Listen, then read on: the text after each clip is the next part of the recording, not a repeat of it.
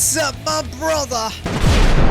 Today we're gonna talk about the best units to invest in right now in OPBR, of course. And when I say invest, I'm not talking about units that are broken for 1 month and then disappear after a new EX drops. I'm talking about units that can survive multiple metas. Units that can still provide value even after getting countered. Because let's be real, a lot of players waste their frags or gold fragments, boost orbs and resources on a shiny new character, only for that character to get deleted a month later. So in this video, I'm gonna show you the units that I think are worth investing in for the long term. And before we dive in, this is not in particular order, okay? So let's get into it. First up, we have Kuzan, and honestly, this unit refuses to die no matter what meta we're in. Somehow, Kuzan always finds a way to stay relevant. Even when Kizaru is lurking around ready to one-tap everybody, Kuzan still manages to bring some value. Yeah, you might get deleted by Kiz. Kiz can just one-tap you, of course, but even then, freezing him for your teammates can completely change a fight. What's even crazier is that Kuzan can still survive against units that should destroy him. Take Nusjuro for example. A red element unit, you would expect Kuzan to get cooked, but somehow he's still surviving, healing, dealing damage, and causing problems for those runners. His kit or skills and traits is just that good in my opinion. Honestly, I don't even want OPBR to buff Kuzan or Mr. 10-a-piecer because I think he's one of the most balanced, strong characters we've ever had. He's powerful without feeling completely unfair at some point. That's why he deserves a spot on this list. Next up, the most hated unit in OPBR, Esnake. I already know some of you are rolling your eyes now, but let's be honest, Esnake is still cooking, especially against runners, and right now, runners are incredibly important for you to win, but she's stopping those runners though. Her teleport is still one of the most annoying abilities in the game. You think you're about to capture a flag, then Esnake appears. And for those main runners out there, she's so annoying to deal with. And with the new Dressrosa map, I think she is good in this map though, if your runners can capture the flag. But overall, huge map is better for Esnake. And a lot of players focus on the fact that she isn't dominating like before, but domination isn't what we're looking at. We're looking at longevity, and Esnake still has traits that make runners suffer. That's why she's still one of the safest investment. Now let's talk about Nusjuro. And yes, I know what some of you are thinking, Nusjuro is getting countered. Okay, so what? Every unit gets countered eventually. The real question is, can the unit still provide value after getting countered? And I think Nusjuro absolutely can though. The playstyle is still impactful, his damage is still insane, and let's be honest, damage is king in OPBR. A character that consistently threatens people with huge damage will always have a place somewhere in the meta. Plus, we've seen this story before. A character gets countered, everyone says they're finished, then a few months later, their counters disappear and suddenly they're back. That's why I think Nusjuro remains a very strong long-term investment, because once his countered gets countered, guess what? The bold donkey is back.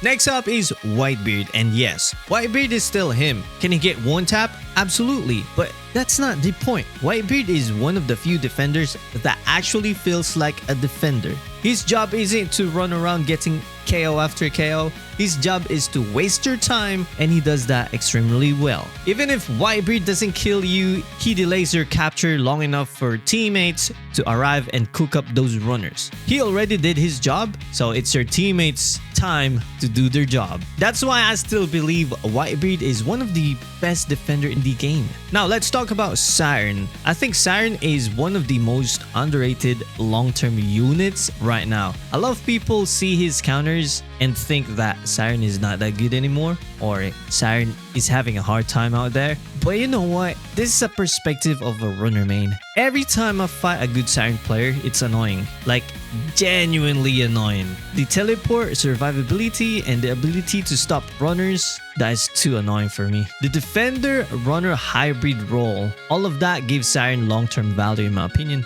And when a character is annoying for runners, that's usually a good sign, because flags win games, not KOs. And Siren understand that better than most units. As long as the defender or the unit can survive, can stop those runners, they're still valuable. Next up is Blackbeard V2, and this unit, I think this unit is not a beginner friendly at all. If you're the type of a player who likes spamming skills randomly, this isn't your character. Timing is everything for a BBV2. A good BBV2 player looks unstoppable though, but a bad BBV2, they're just spamming, getting one tap out there. His counter is one of the most rewarding abilities in the game, and he's the only unit that can change to a light element and a dark element. So if your timing is on point, Blackbeard V2 is hard to stop though. His kit is really helpful for the team and to clear up the enemies. I think this unit can survive most of the meta as long as you mastered him, you know what is the best build for him,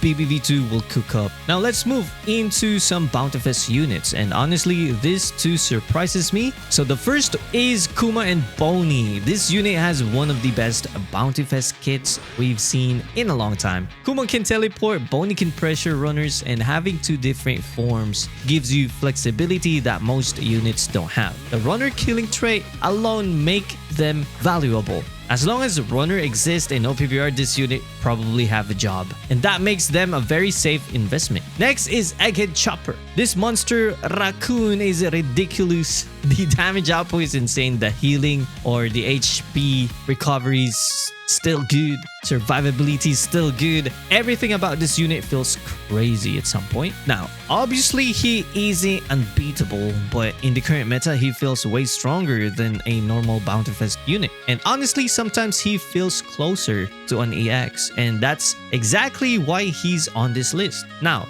some of you are probably wondering, where is Zoro and Sanji? And honestly, I'm torn. And when I first used them, I wasn't completely sold. But after playing them more in my F2P account, I realized they're actually busted. The problem is they're attackers. Historically speaking, attackers tend to get hit the hardest when new EX units arrive. Today they're cooking, tomorrow they might get hard countered. So while I think they're amazing right now, I'm still not fully convinced they are a safer investment than the units I've already mentioned. Maybe, just maybe, they will become the next Kizaru. Or maybe not. I'm still 50-50 since my Gear 5 V1 can just cook them up. Or at least deal a good damage and a good follow-up for my teammate to finish Zoro and Sanji. And finally, speaking of Gear 5 V1, let's speak about Runner Gear 5 or Gear 5 V2. This one hurts because I genuinely love this unit though. But right now, there are just too many counters. You have Nusjuro, you have Garp, you have even Kobe, Egghead Chopper,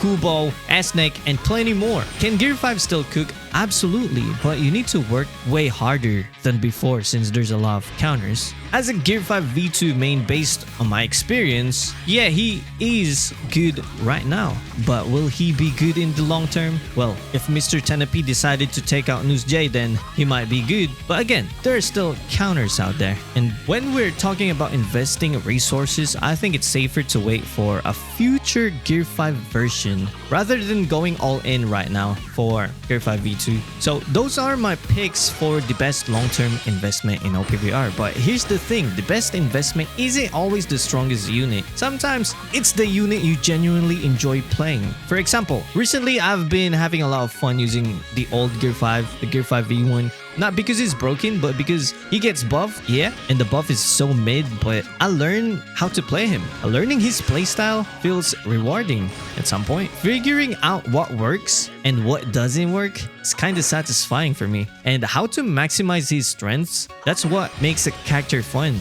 for me though. So let me know in the comments, what unit are you having fun? What unit are you having the most fun with right now? Maybe I missed somebody. Maybe you think I'm completely wrong. So let me know in the comments. And you know what? That's it for this video. You know the drill. Stay salty and stay awesome. And Salty Rock now signing off.